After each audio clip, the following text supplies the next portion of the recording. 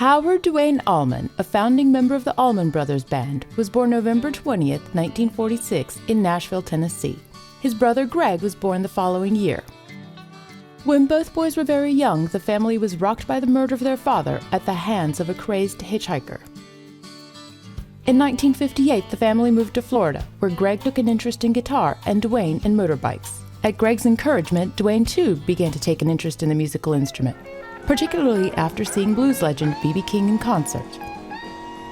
Duane Allman soon dropped out of school to focus on his guitar skills. The Allman Brothers formed a number of bands during the early 1960s and were eventually signed to a label that ordered them to dress in Paul Revere clothing and not play live. The band, named Hourglass, made 2 albums before Duane got frustrated and quit. Due to legal issues with the label, Greg was forced to continue with them, while Duane began doing session work for other artists, such as Wilson Pickett and Aretha Franklin. During that time, Duane also mastered the slide guitar, causing huge demand for his talent.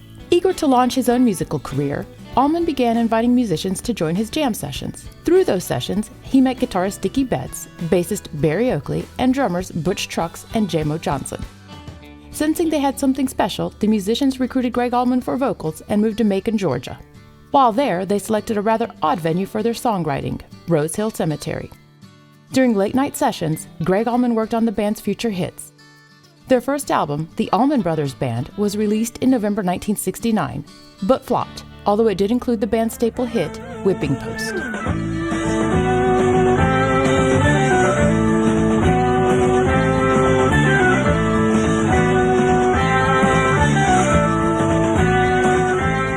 Though he fathered 2 children, including writer Galadriel Allman, Duane, an intense artist and performer, was said to have one true love: music. He was particularly suited to the equally intense touring schedule the band would follow for the 2 years following their debut album. While on the road, the band recorded their second album, Idlewild South, which was released in September 1970.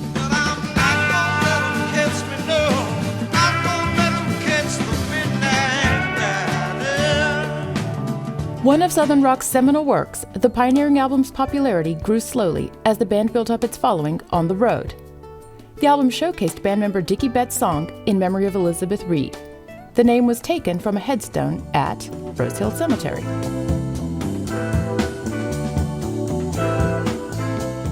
That same year, Duane began a collaboration with Eric Clapton and contributed some of his most famous session work to the classic album Layla and Other Assorted Love Songs.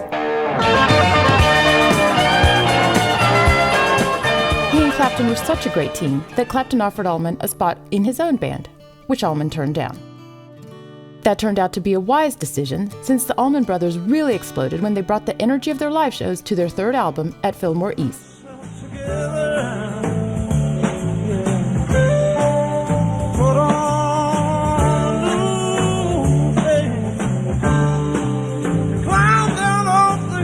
Released in July 1971, it is considered one of the greatest live albums in rock and was deemed by the Library of Congress to be culturally, historically, or aesthetically important.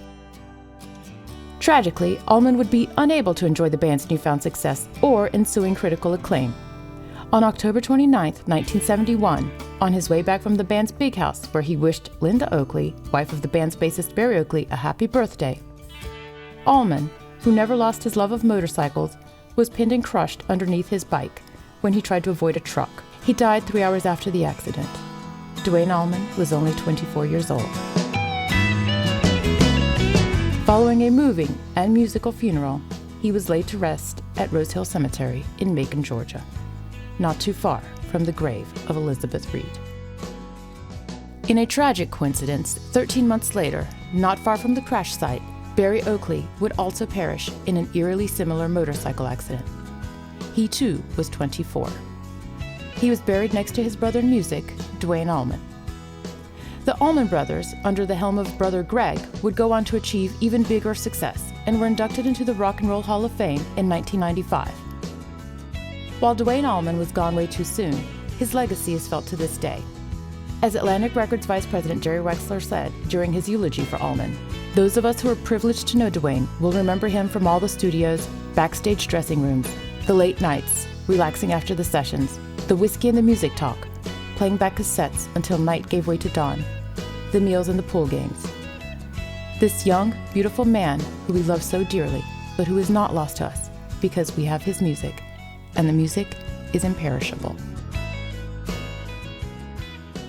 Thank you for watching. Don't forget to subscribe and to like this video.